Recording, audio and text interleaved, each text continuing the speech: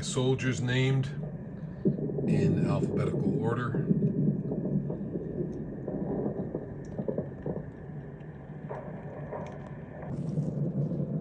Marching order.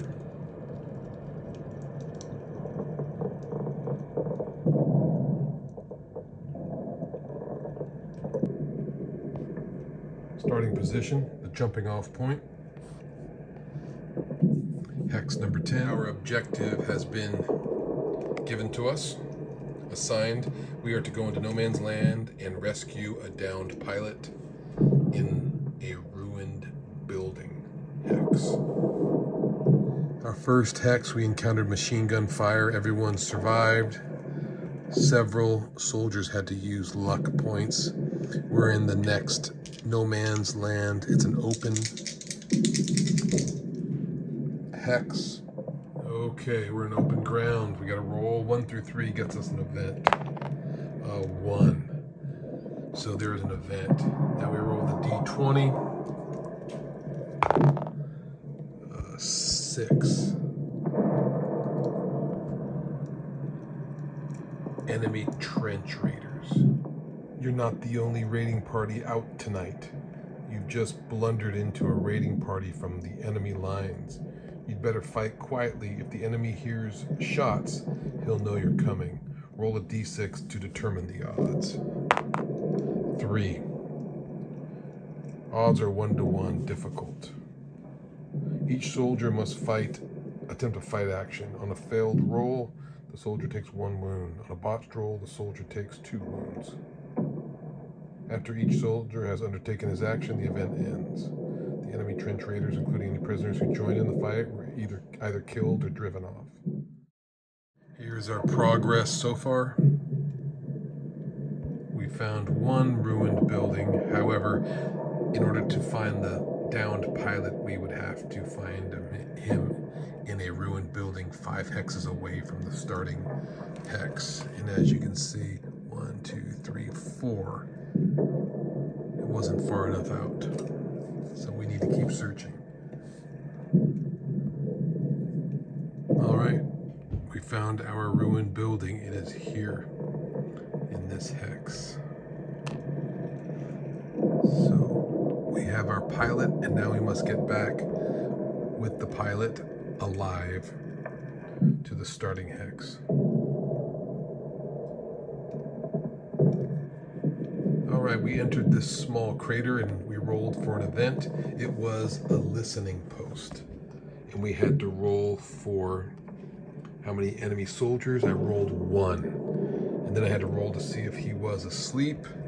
On a roll of 6, he is asleep. However, he is not asleep, and we have 1 fight, beginning with the marching order, the first person in the front, Officer All Day.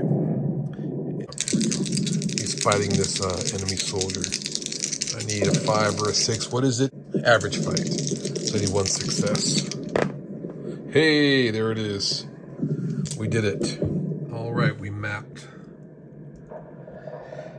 no man's land, and we have a shattered forest and open ground. I believe we're going to continue the shortest path to get back to the starting zone. I believe the shattered forest has less of a chance of an event, but I just want to get back. In the open, let's roll for an event. There's an event on a roll of 1 to 3. And we get a 3. Then we roll the d20 to see what that event is. 13. Oh no, mutilated corpses. Seriously, mutilated corpses lie in a tangle underfoot. Each soldier must attempt an average courage roll in order not to be unnerved by the sight of them. On a failure, the soldier is unnerved and his courage is at -1 penalty for the rest of the game. On a botch, his courage is at -2 penalty.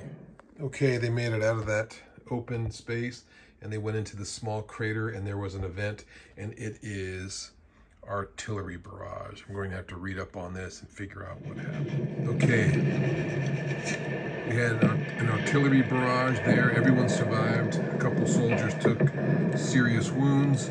We moved into this open hex, and we had the event occur, tempting souvenirs.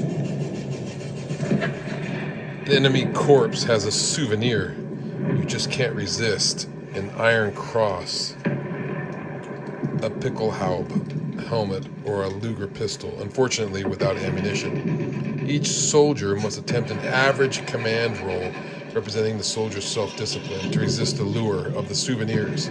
On a failure or botch, the soldier picks up the souvenir, and if they were already carrying the maximum amount of equipment allowed, they must drop one piece of equipment of the player's choice.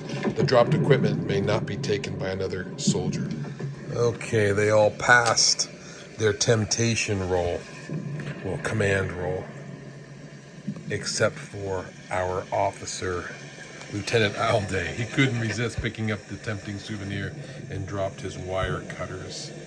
I don't think we're going to need wire cutters on our return trip. Roll to see if we get an event in open ground. I believe it is 1 to 3. Open ground, on a roll of 1 to 3, an event occurs, and it is. So let's get our event D20. 15 is, oh man, this doesn't sound good. Star shell. Star shell. A flare goes up, filling the area with brilliant white light as it slowly parachutes to Earth. Unless you remain completely motionless, the enemy could spot you and open fire. Each soldier must attempt an average courage action in order to freeze in place until the star shell fades out. If all of the soldiers succeed, nothing happens and the event ends. Rum may not be used to bolster this roll. Drinking the rum would involve moving. If there are prisoners with the raiding party, each prisoner must also attempt a courage action. The prisoner's courage is 3. Otherwise, keep track of how many soldiers and prisoners fail their rolls. All right.